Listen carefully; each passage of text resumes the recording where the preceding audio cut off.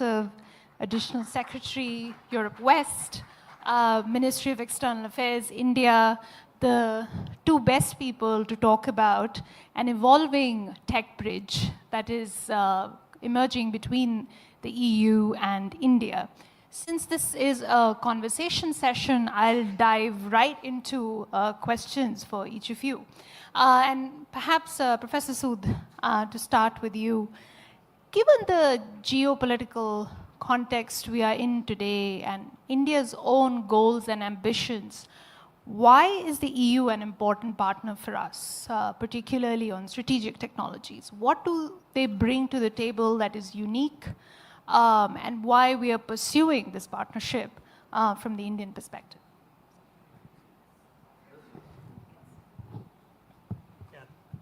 Thank you very much. It's a pleasure to be here having this conversation with Piyushji, with whom I have been interacting in the TTC framework and many other things.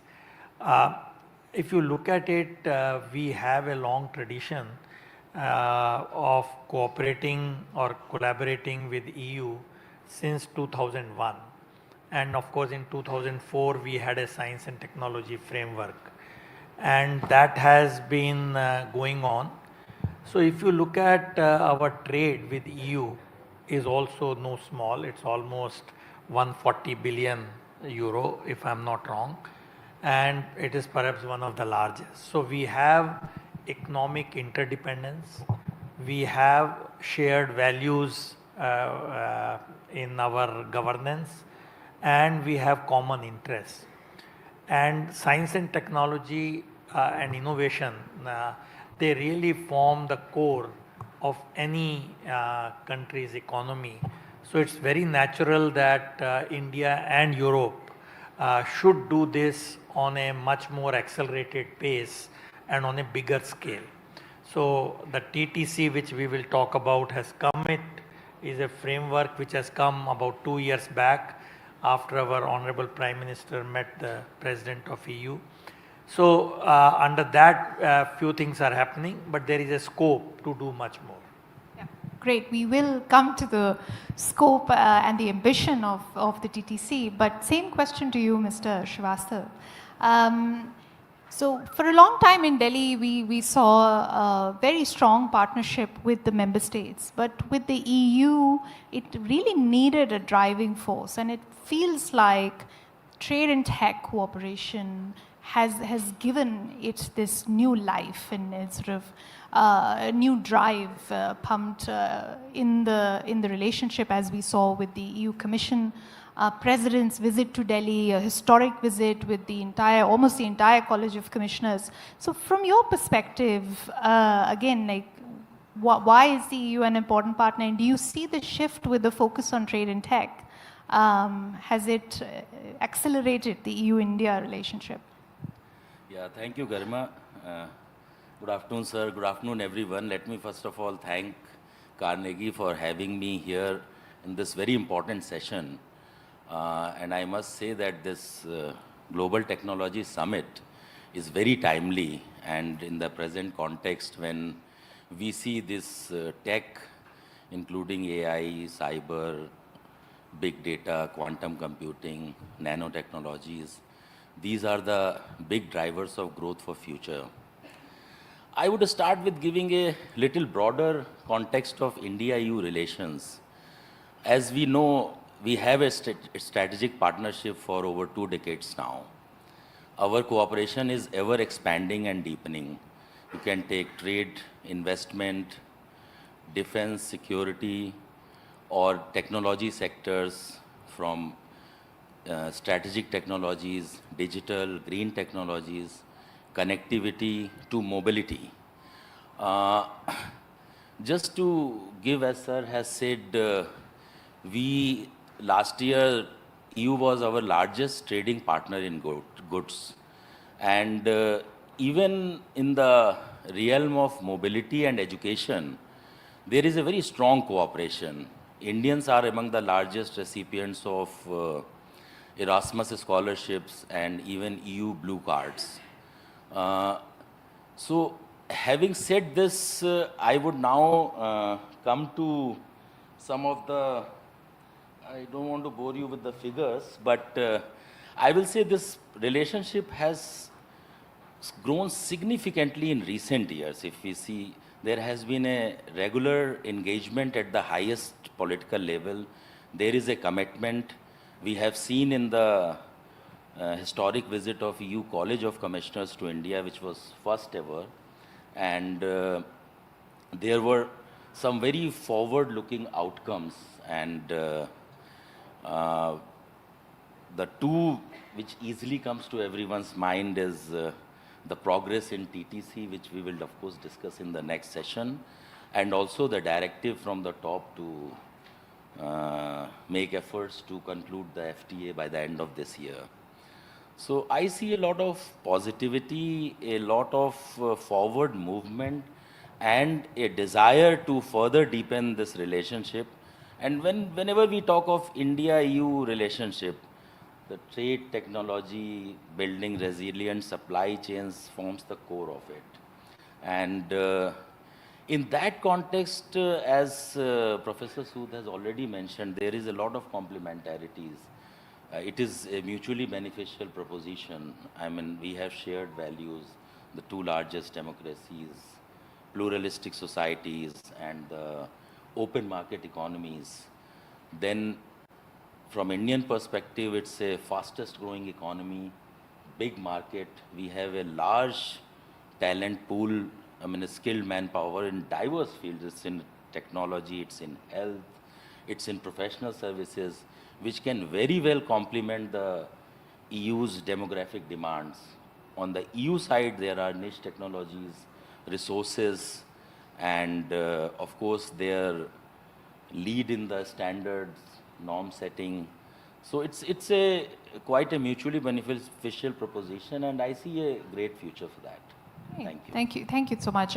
We'll delve in deeper into each of the areas you've outlined, but let's get into the Trade and Technology Councils.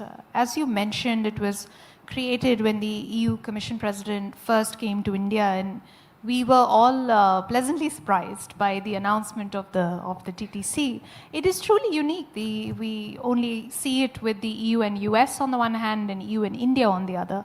Perhaps you can outline what you think have been the key achievements of the TTC so far, and from the Indian perspective, has it worked as a format, and what has worked rather well in the TTC?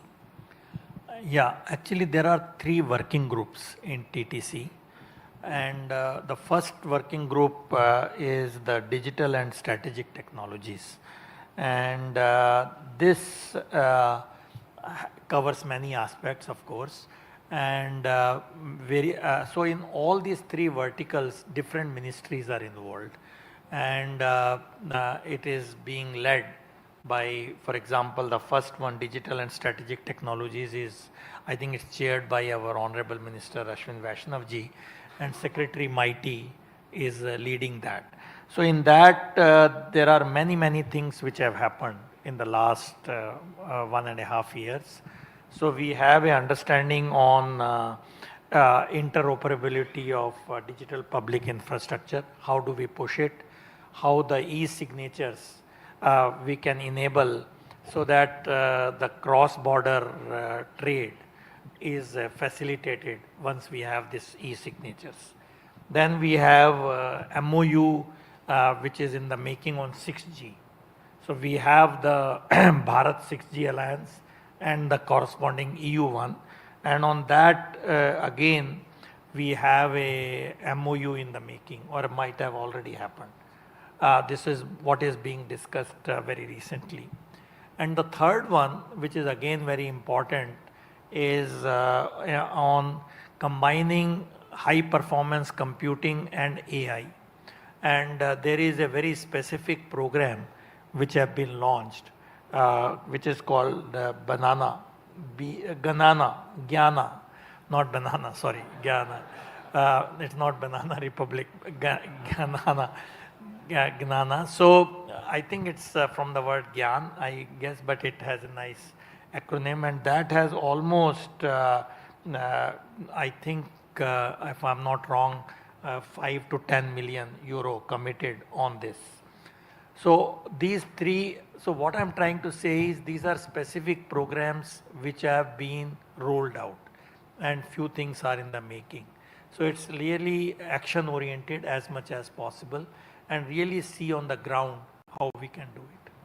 And the second vertical, second working group 2 is the green and clean energy, which I chair as a PSA. And it has again three sub verticals in that. So the first one is the waste to green hydrogen, and the second one is marine plastic litter, and the third one is the battery recycling. On this, we have moved quite ahead on all the three of them. There is an interesting message here which we wanted to share in the battery recycling. So the idea is how do you really connect the players on the ground in this? So what was recently done, 6 startups from India and 6 startups from Europe, they were brought together. 4 were selected from each side to visit each other. We called it a matchmaking event, and it really promoted the best practices in startups and also the possible cooperation and collaboration in the startups. So this was really, it was rolled out and it had a tremendous response from the startups. I met all of them when they were in India, and this is something which is a lesson for other cooperations, how to really do it involving the real stakeholders. And the second thing which we did, which is again significant in this, there will be a coordinated call for proposals.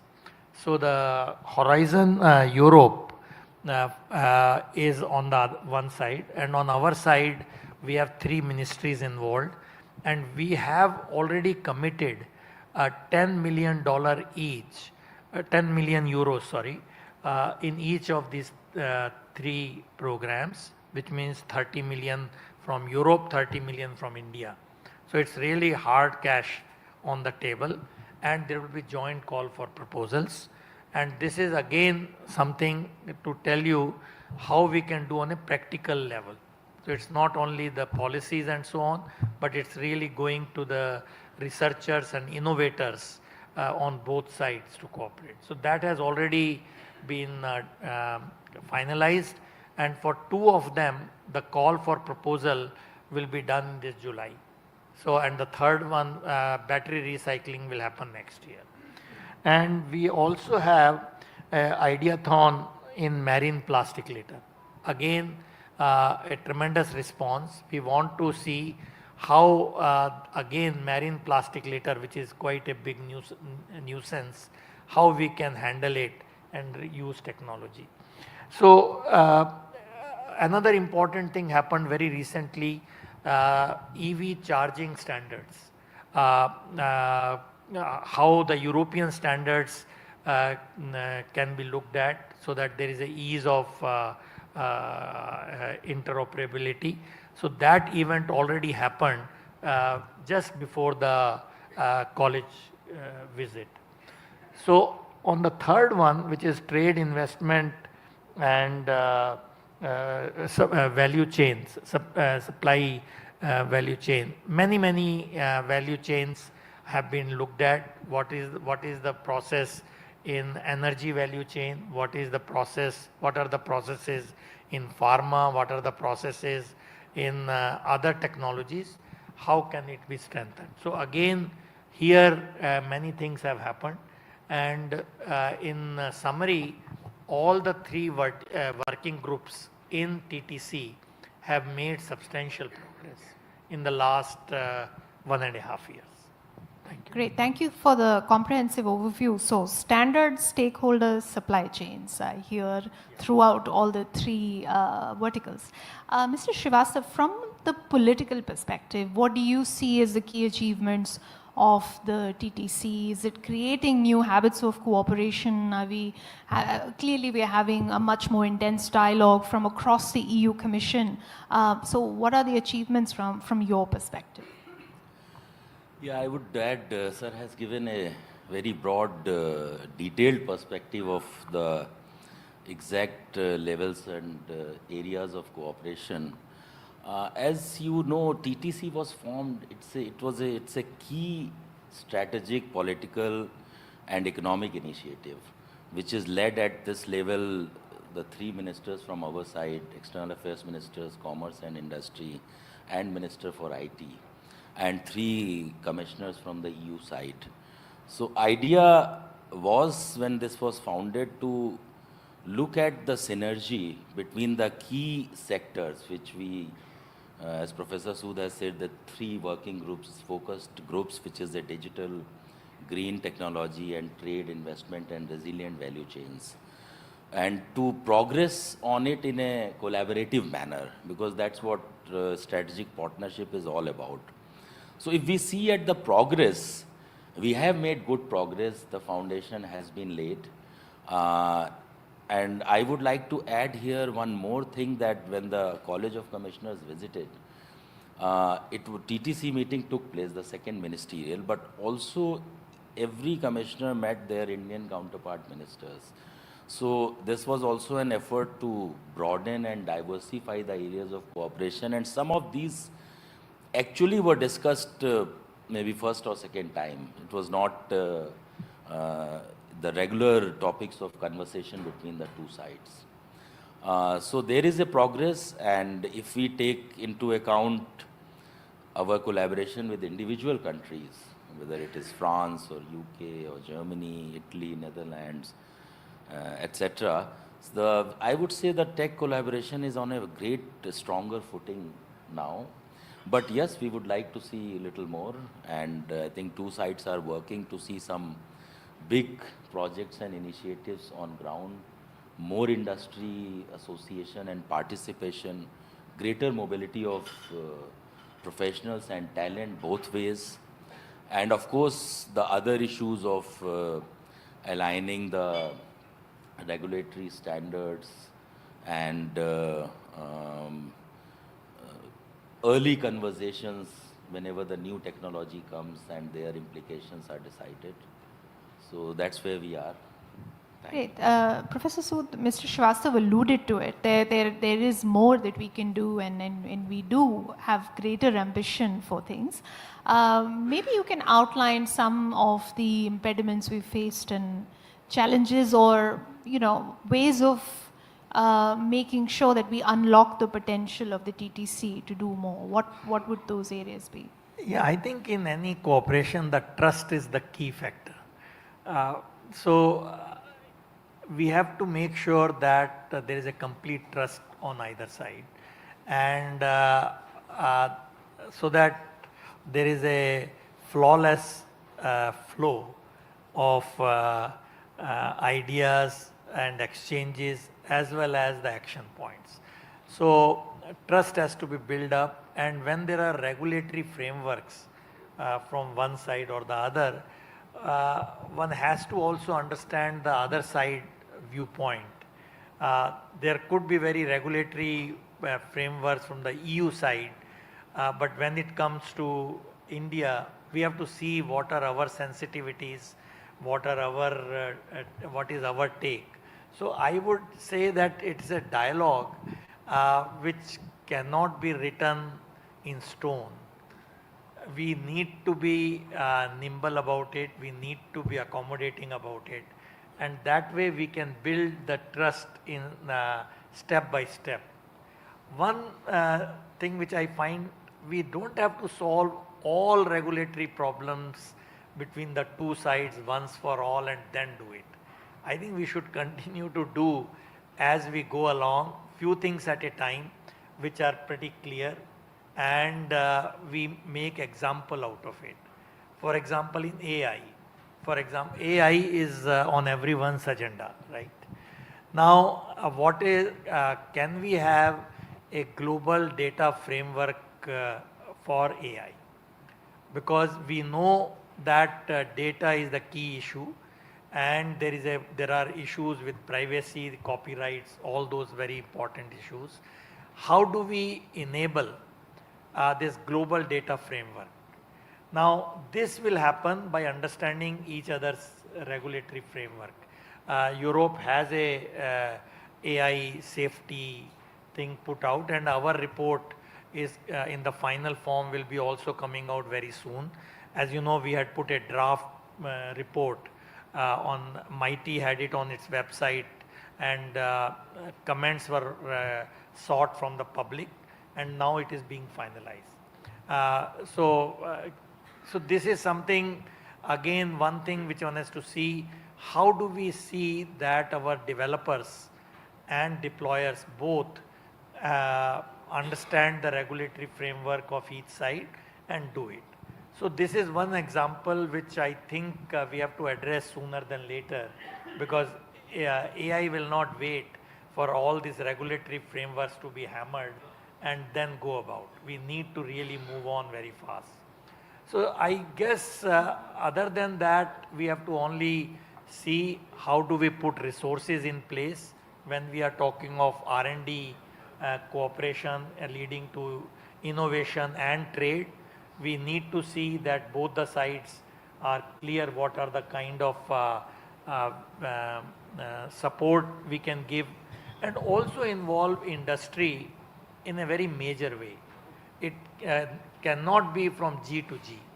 We have to bring G to G, B to G, and all possible things, all tracks, which I understand will go a long way.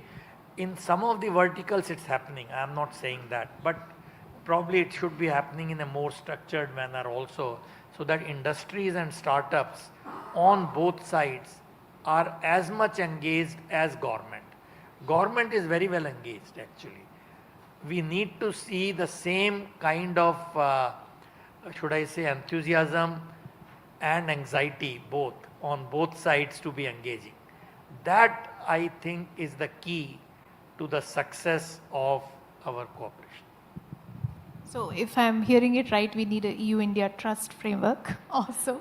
But flexibility, speed, and engaging industry. If I can stay with you on this question of how do we engage industry, where do we involve them more? I mean, in your role, you've also been closely involved in the US-India tech cooperation.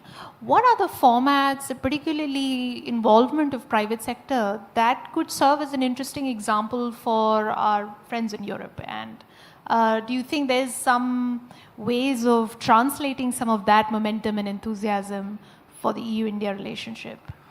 Yeah, there also, as we speak, it's happening. It's not a done deal and everything is not laid out with but you know, but the point I'm saying is there, the players are very much there from the beginning. For example, in quantum, if we talk, because there is a quantum consortium on both sides which would like to cooperate. Now, as you know that in quantum technologies, private sector in US is a big player, much more bigger than the academic sector.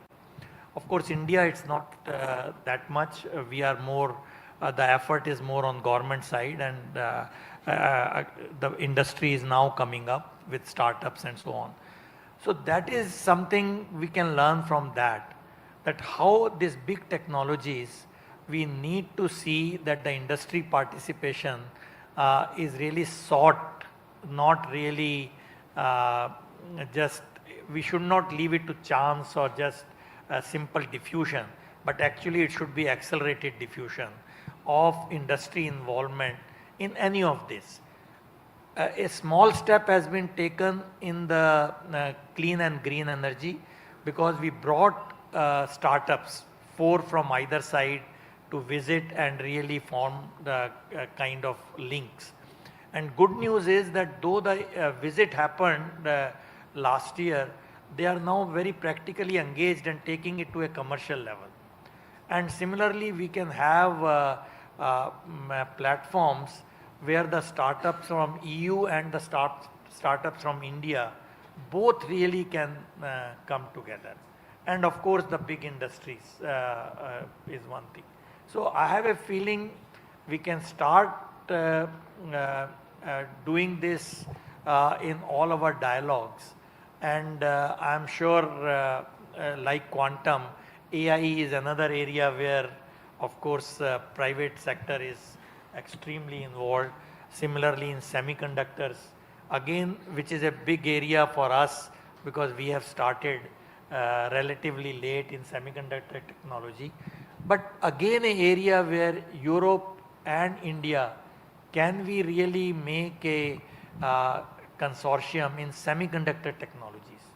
May not be the CMOS immediately, but maybe the ones which are really coming up. For example,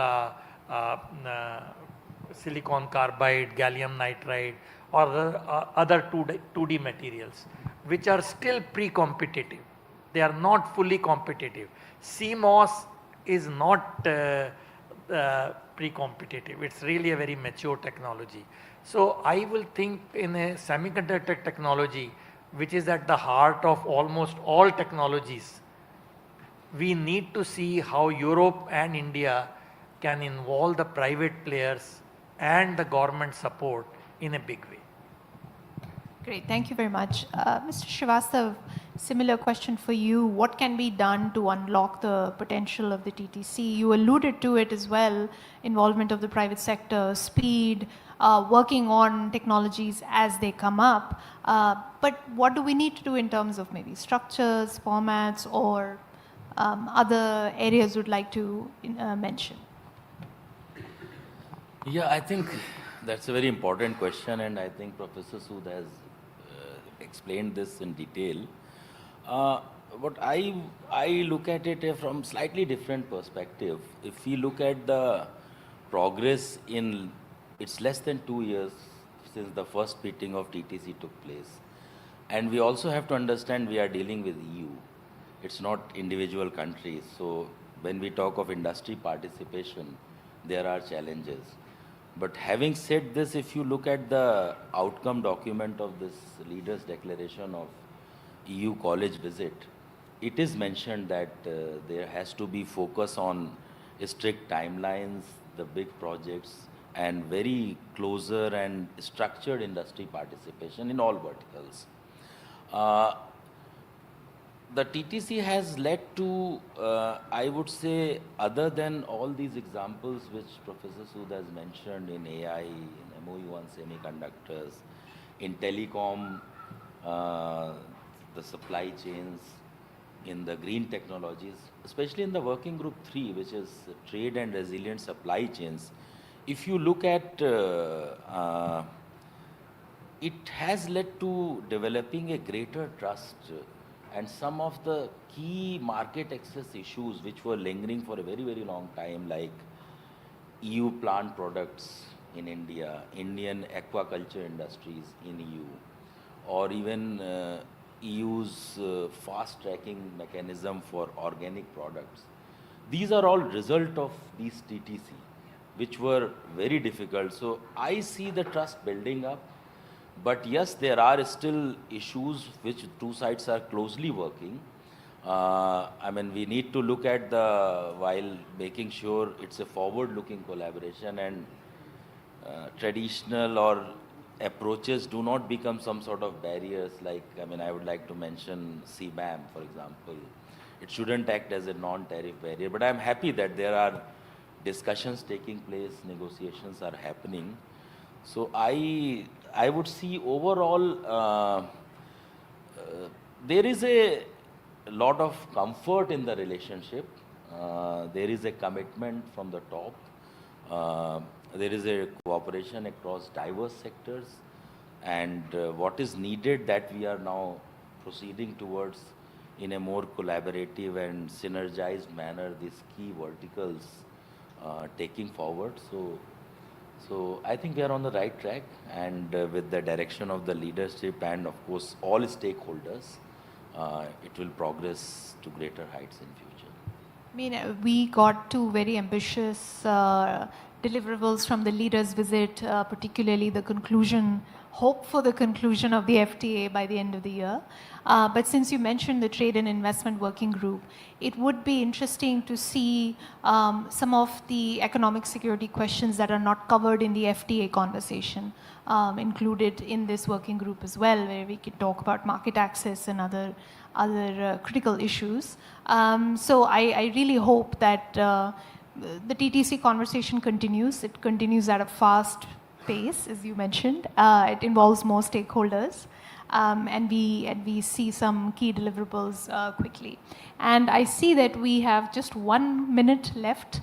So I wanted to ask you, is there any big deliverables on the horizon that you would like to highlight? Any final words as we close this conversation?